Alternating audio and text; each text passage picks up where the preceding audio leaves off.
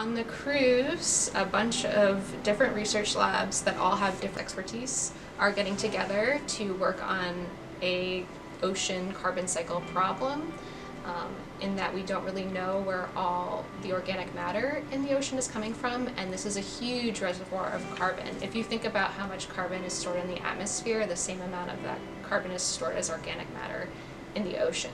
So we really want to understand where it's coming from, and so we are looking at a specific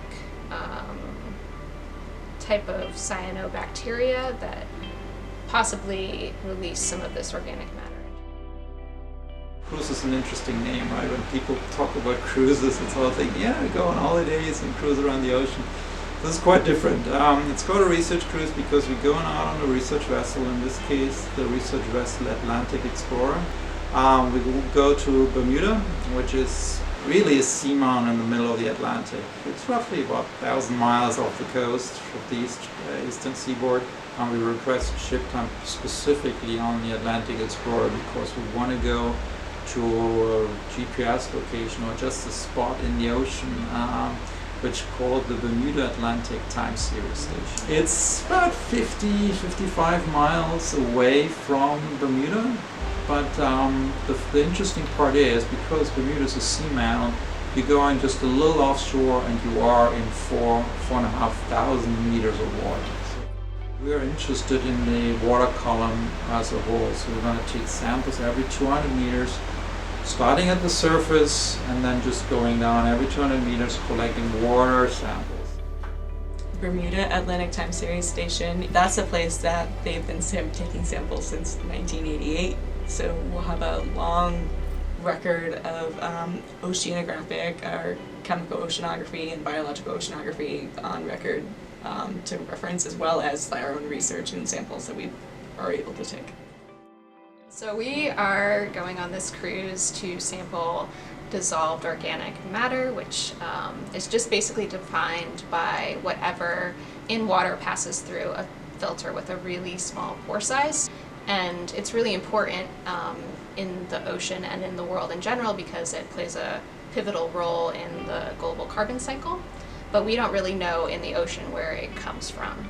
And one type of organic matter is called color dissolved organic matter, or CDOM, and that is really important because it shields biota from a lot of harmful UV radiation because it's really good at absorbing sunlight, and it does all sorts of other things in terms of carbon cycling.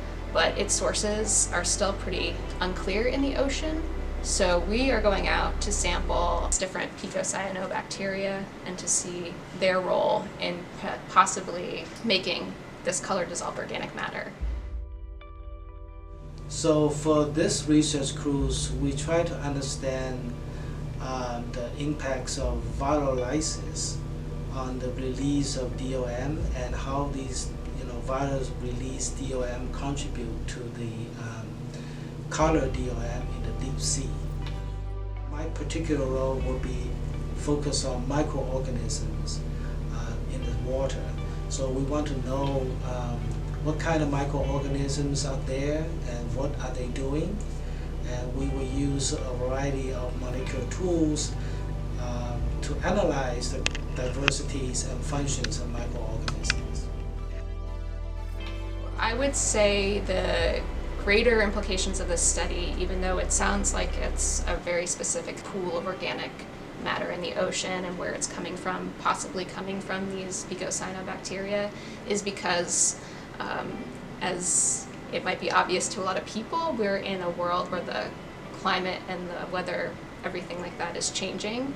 And so if we don't understand how the world reacts now or how the carbon cycle really works right now, we're going to have a very hard time predicting what's going to happen in the future with all these human inputs. So I think it's really important to understand not only all the sources and sinks of carbon in the environment, but also to understand their reactivity, where they come from, and how they transform in the world.